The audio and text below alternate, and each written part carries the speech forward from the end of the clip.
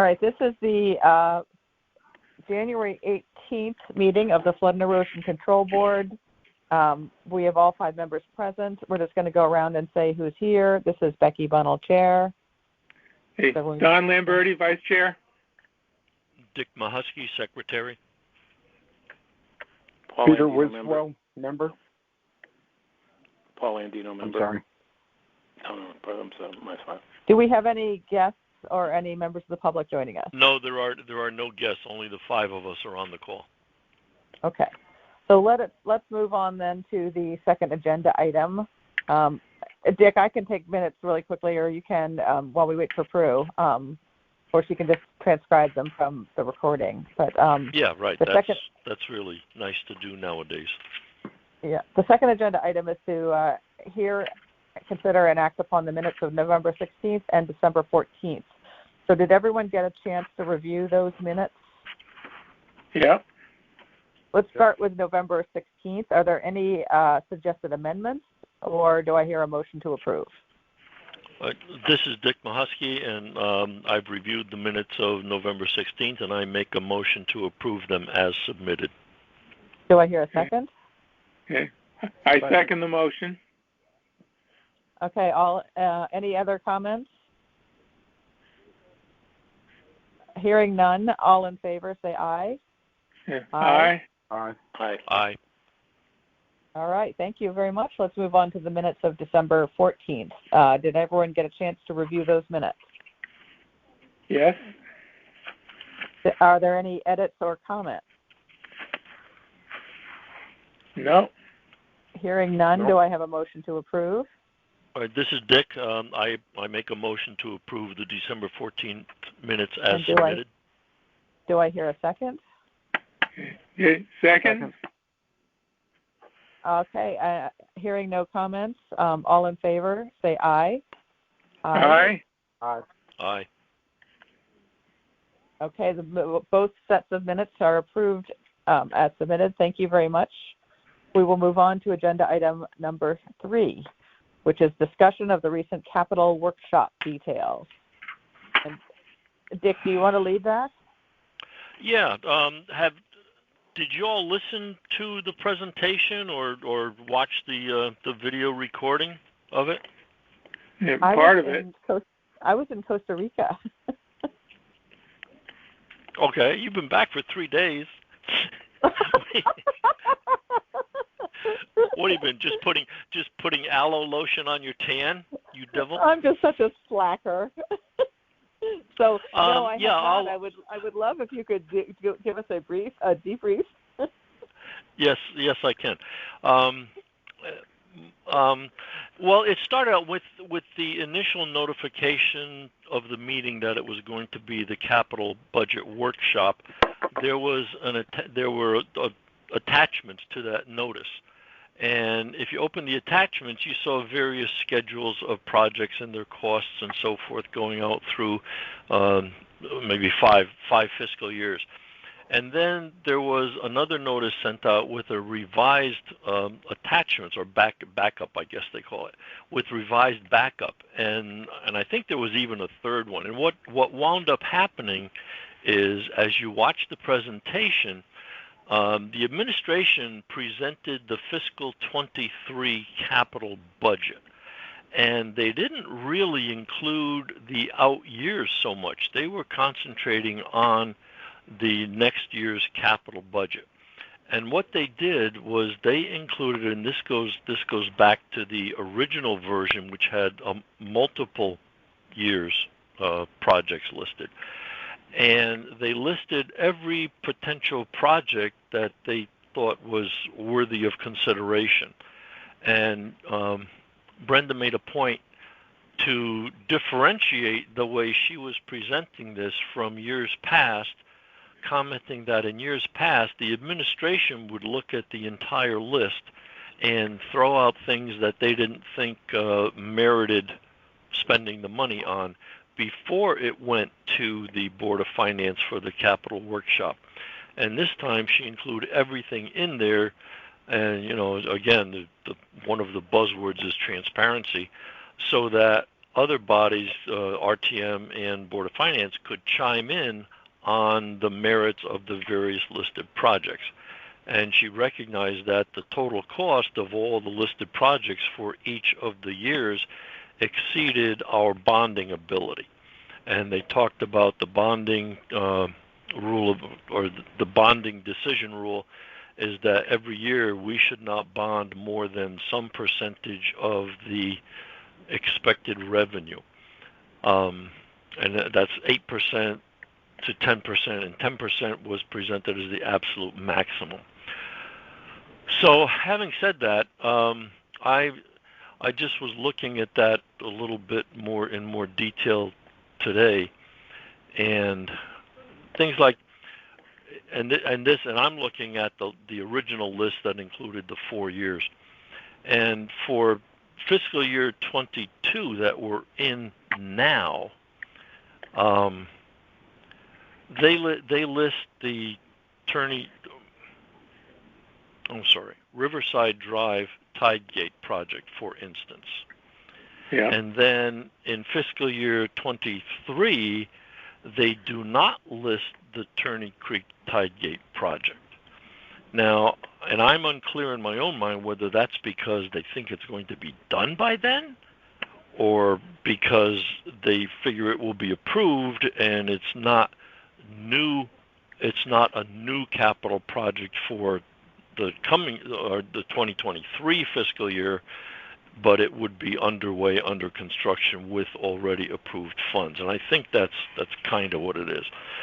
But the other thing that struck me is for Turney Creek Riverside Drive Tidegates. So they have a town general obligation bonding for that of $1,375,000. And then they have a grant line item of $4,125,000 for a total of $5,500,000 for the Turney Creek Tidegate project. Is anybody aware of getting a grant for that project? I didn't think we had any grant for that. My understanding was that Bill was going to put in the budget where he thought he was going to get a grant and what he was expecting the town to pay.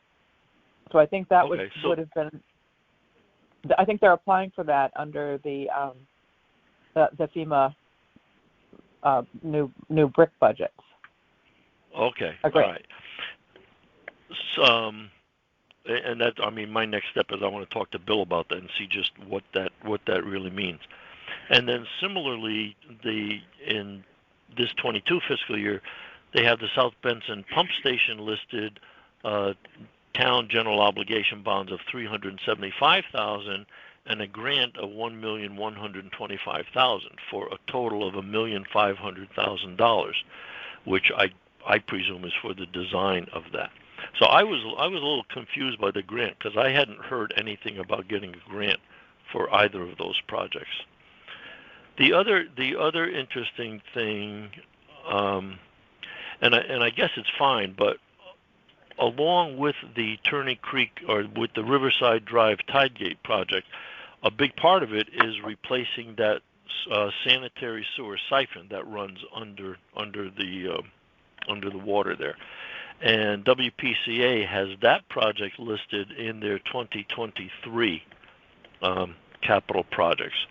So it's not listed in the same year as the Riverside Tidegates, although they are linked at the hip. Those two are together. It's just split up with WPCA's portion of the project.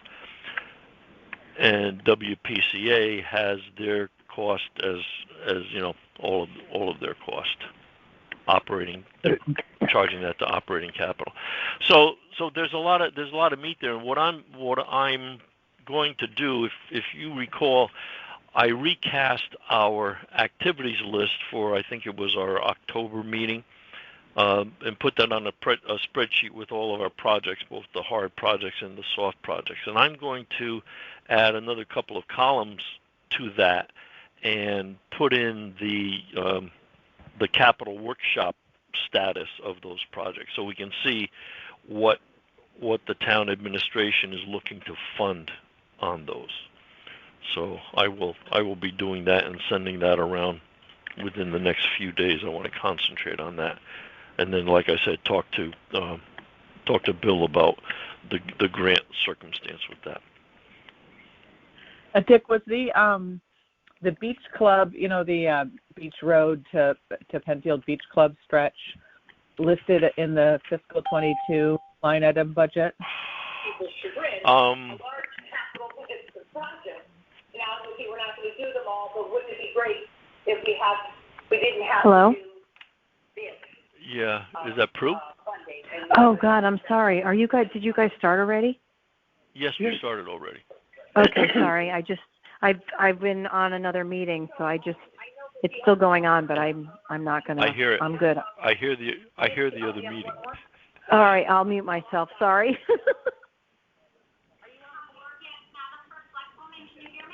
Okay. So I'm pretty sure it was Becky, but there was another segment of that which was under $1 million, and I think that's under the $1 million. Yes, it was. It was only 100,000, I think, because it was just the study part. Okay. Yes, fiscal 23 non-recurring capital plan greater than 100,000, less than $1 million. Increase resiliency at open space, Jennings Beach design. I believe that's it. 250,000. That's gone up a lot. So does the Riverside Drive. The Riverside Drive, you're saying, is over $5 million now. It used to be 3.2 or something. I mean, it's amazing how much these projects have gone up.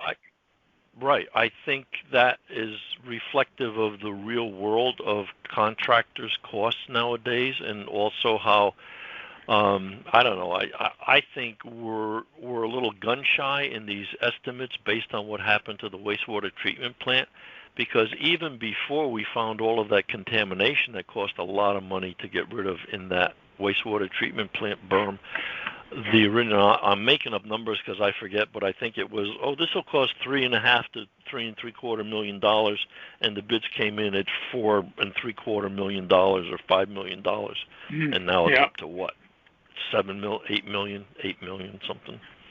Yeah. But to your point, Becky, yes, it is included there. I'm pretty sure that's it, the 250. Yeah, I'm surprised they're saying Jennings Beach, because my understanding is it was going to be in front of the Beach Club. Yeah, well, I open space dash Jennings Beach. It's a thumbnail description that might not be a perfect description, but I'm pretty sure that's it. Because Bill and I take that back. I take that back. Yes, you're exactly right. That's Jennings Beach to the open spaces at Ash Creek. Wasn't that designed for the beach club area? Wasn't that part of the AIA?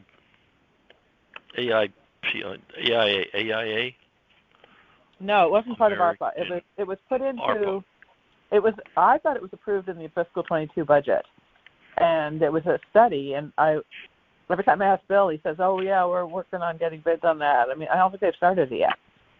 And I'm a little nervous because maybe a study is not a big deal. You know what? I know.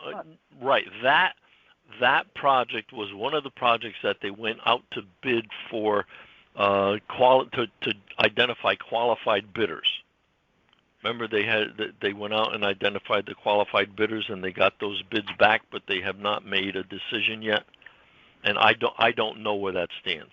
But that study at the beach club properties along that stretch of beach, that study was one of the tasks that they want to assign to this identified consultant to do. Okay. I will follow up with Bill on that particular project and send an email out to all of us for factual status.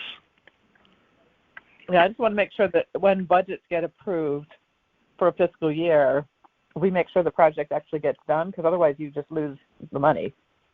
Right. Yeah. Yep.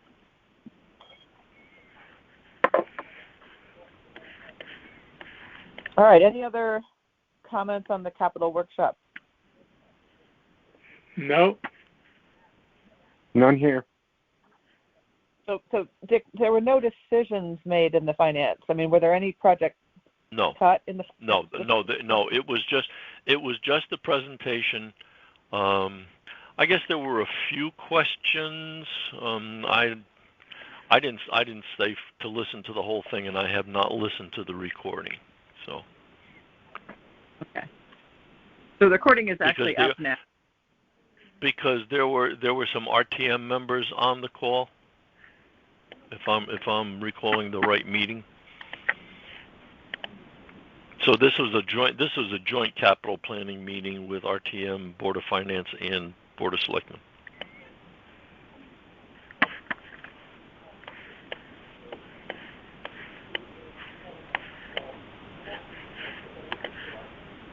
No more comments on this agenda item.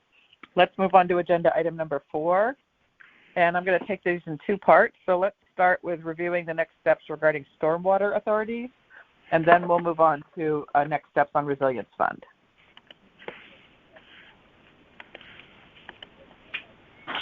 So stormwater authority. I think the latest thing on that was Becky had an exchange with Bill Hurley, and Bill said he was going to work on moving that whole thing forward this week, recognizing that we need to have a grant authorization request approved by the administration and then put together the grant request to Circa.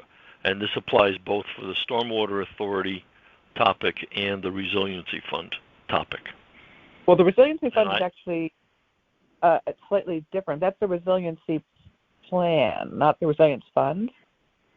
So Circa has 2 grants outstanding, and both of them have to be submitted by February 1. And our town policy is that we have to do these GARs, which are grant authorization requests, which have to be signed by the department person in charge, as well as Brenda, as well as the CFO.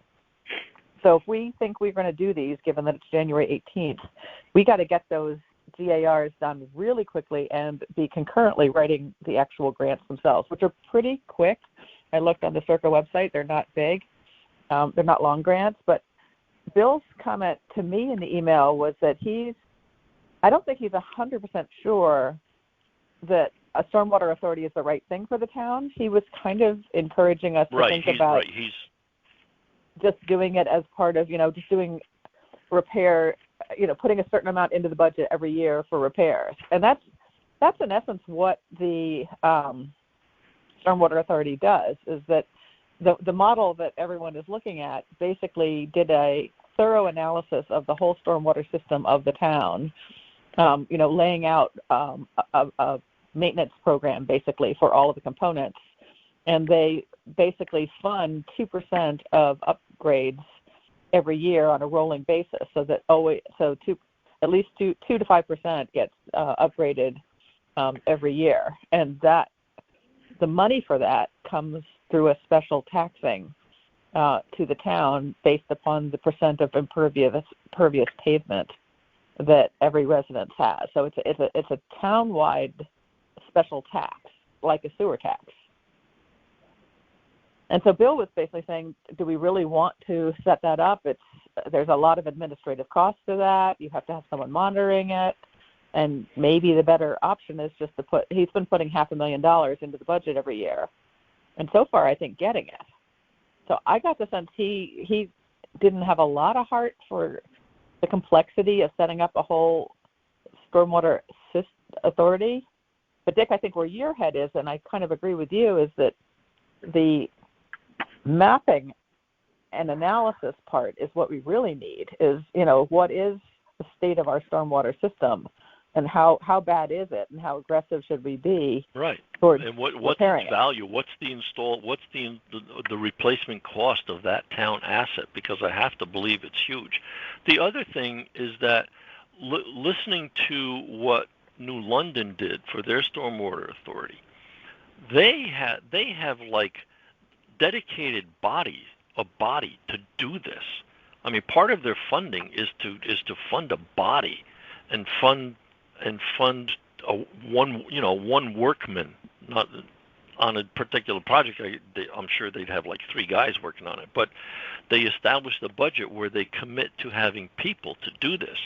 And a continuing thought that runs through my head whenever I think of any of this stuff is our engineering department has no bodies. I mean, they have bodies, but they are just so overloaded with the tasks that must be done and the tasks that need to be done, and they never have time for the tasks that make sense to be done or want to be done to look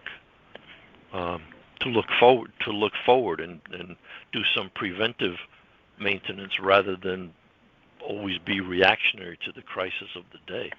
And that was one of the things I thought, having an identified, dedicated, funded budget would let let's call it a junior engineer, be available to do some of this legwork. And a lot of the Stormwater Authority functions tie into this MS4 permit, the Municipal Storm System. I don't know what the other S is, but there are requirements under the state regulations that the town has to show that they're improving the quality of the stormwater that ultimately goes into Long Island Sound. And I don't believe that's as robust a program as it could be, because that's one of the things that the New London guy commented on, that they're right up to snuff on their MS4 requirements, and they can now keep up with that and make improvements on an annual basis. So I don't know. So bottom line is we need to sit down with Bill and see who's where on the topic, I think. Okay, well, I mean, the only reason I bring up the urgency is that it's the 18th. The grants themselves are due on the 1st. It's a fairly detailed grant. I pulled up all of the specs on it. You have to do a project description and a work plan, including a whole timeline and deliverables, resumes for every team members, including your consultants, which we would have to have, partner roles and responsibilities, sources of leverage and amounts, define expected collaboration with CIRCA, including technical analysis, mapping, and legal and policy guidance, letters of support, and then you have to describe the project, indicating the need for and intended use, a detailed description of work plan with all major phases and deliverables, including a timeline, with team members with roles. It's not. This is not a simple grant. This is a fairly complex grant. I think we're going to have Bill include a line item in the operating budget of $400,000 for stormwater improvements. Yeah.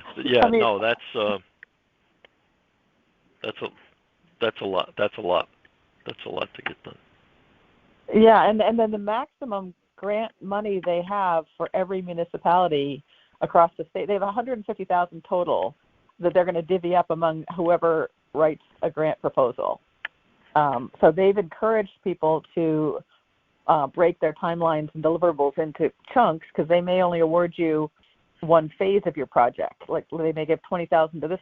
You may put in for $75,000 to do the mapping, and they may only give you, a certain section of town for $15,000.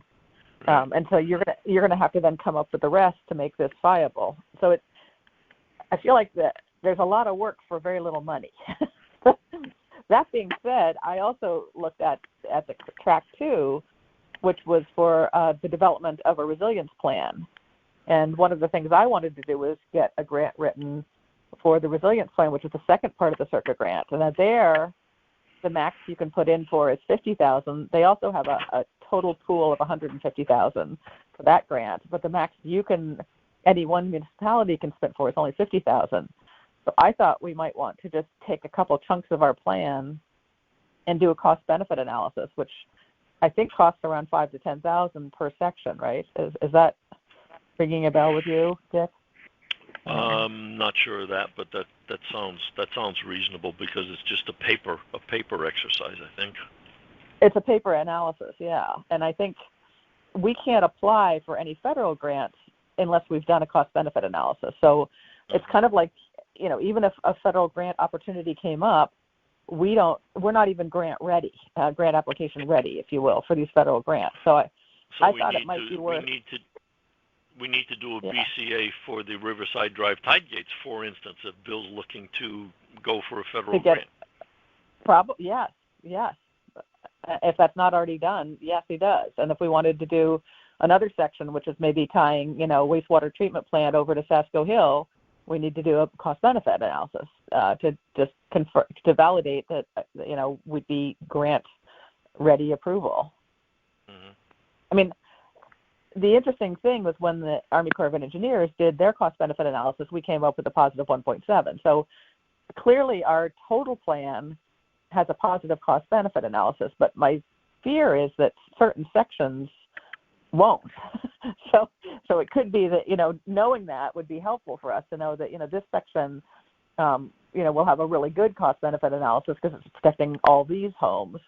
But this section here has a terrible one because it's not protecting that many homes.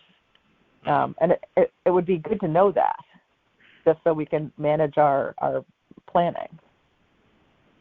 Anyway, so I'm thinking of still trying to write a GAR for this second one and write a quick grant proposal, but it really has to be done quickly. So I didn't get any response from Dick on that one. I got the response. I mentioned it to him, but not from Dick, from Bill on that one. I mentioned it, but he didn't really respond to that. He responded just to the stormwater one. Yeah, I'm in agreement with you. The stormwater sounds like a whole lot of legwork that we're not really primed to execute in the short term. And the Resiliency Fund, if you can put something together on that, then we should concentrate there. Okay, let me see what I can put together, because I'm also doing another GAR for a waste and recycling grant. But I have a little more time on that because the grant application hasn't even been sent out yet. That's probably not going to be due till end of March. But let's move on to the Resiliency Fund itself. So I feel like we kind of got some mediocre response from Tom Bremer on he didn't feel like we needed the Resilience Fund. But I do feel like we should circle back and resubmit that to the BOS and try to get a seat at one of their meetings to just talk about it. I feel like we're missing an opportunity to set up a resilience fund that can be used for these kind of short time frame immediate projects like buying a piece of property or something that needs some immediate funds. The other thing is it puts visibility on the topic, because for Tom Bremer to say, oh, we've got this really, whatever it is, $20 million rainy day fund, so we can tap into that if something needs doing.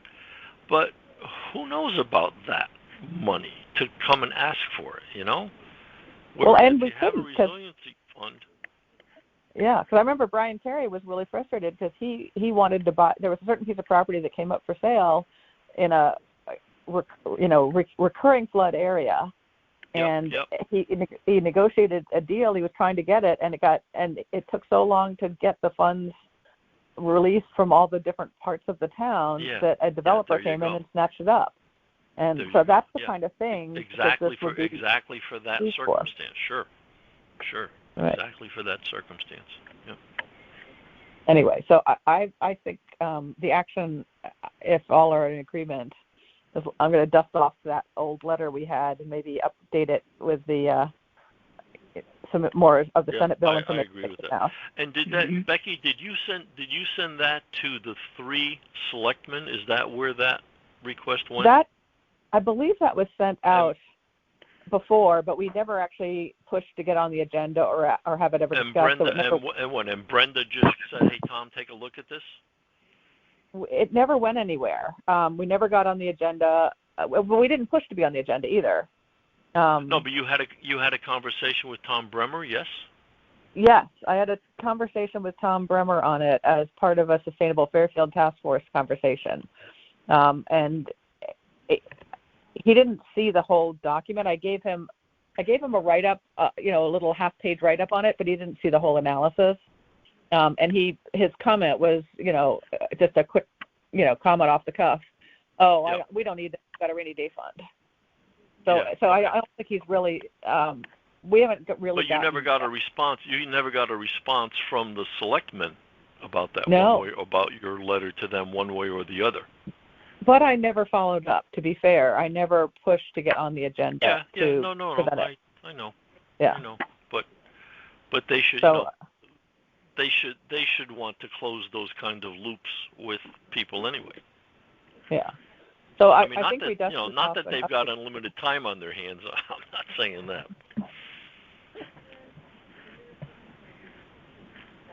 Any other comments on these topics from any of the other members? No. Not here, thank you. Okay, so the next agenda item then, I'll move on, is additional old or new business that may come before the board. Does anyone have any old or new business? No. Nope. No, I have nothing. All right, and then there are no members of the public that have joined since the beginning. That's correct. So they can't be public comment. Becky, Yes. did you receive any additional follow-up from the fellow at the yacht club relative to working in tandem with the town on their seawall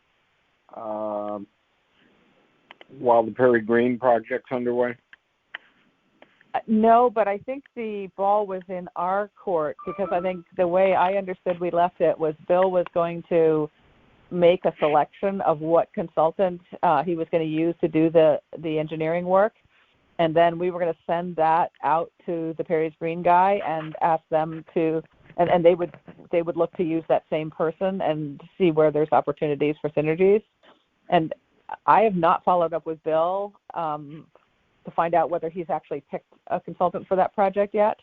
So that's an action that I think we should take. That's a good call to have that as a follow-up action with Bill. Okay. I will. This is Dick. I will talk to Bill Hurley and follow up on that because I need to talk to him about the capital projects and stuff. So I will do that. And actually, I mean, if you're going to do that, let's follow up on all of the ARPA projects and just see where, if you pick a consultant for each one yet. Good point. But I think we've got 2 years to complete those ARPA projects. I'm nervous that if we don't at least... Yeah, and 4 months is already gone. Yeah, so if we don't at least identify the consultant and start getting the RFP together, I mean, where he last had it was that he was working with the town authorities to understand whether he needed, because of the process he was looking at to do these consultant specs, did he need to then do a formal RFP process as well, or would the town allow him, since he would have done sort of a quasi-RFP in choosing consultants, if you will, would he be allowed to just pick the consultants he wanted? And I don't think last I talked to him, he had not heard back from the town powers that be which way they were going to feel comfortable him going. Yeah, I don't know the answer to that, but he still needs to write a scope of work for the things, and whether he writes a scope of work and goes out to, 2 of the 5 respondent consultants, I don't know how that works. Yeah, so I think Dick, if you're going to be the I believe they being the department heads, I believe they're still feeling their way along this new transparency and dot every I, cross every T, and make sure finance gets involved in everything and purchasing gets involved in everything, because we don't want to repeat a Phil Pyle fiasco with any of this. So I don't know. Yeah, I will follow up with Bill Hurley on all of these related topics and send out an update status to you all. Okay, Great. Sounds good. Which reminded me, another topic that's hanging fire is the inundation maps for the 3 scenarios, including the 20 inches of sea level rise and a Cat 3 hurricane, which would be, in my estimation, the worst case scenario for us. And they were split up into the three maps that I sent around, and they're kind of interesting. The listing, that one listing of the addresses, that was off of, I guess, the Cat 3 20-inch map, but there's no values applied to that. So the next step is Mega Jane to go probably with Scott Lemon, who seems to be involved in this GIS stuff, and try and get the assessor's office to take that list and put values next to all those properties. So that's. And do you know if she has a timeline for that? No, I mean it's on her list of things to do sooner rather than later. But the last communication was she's busy with other priorities and some training. I guess she's got some training sessions that she's doing for something. So. Okay, maybe we could just push for a date, even if it's 2 weeks, 5 weeks out, whatever it is. If we could just try to push for a date that it's due, that way at least it doesn't keep getting pushed back and back and back.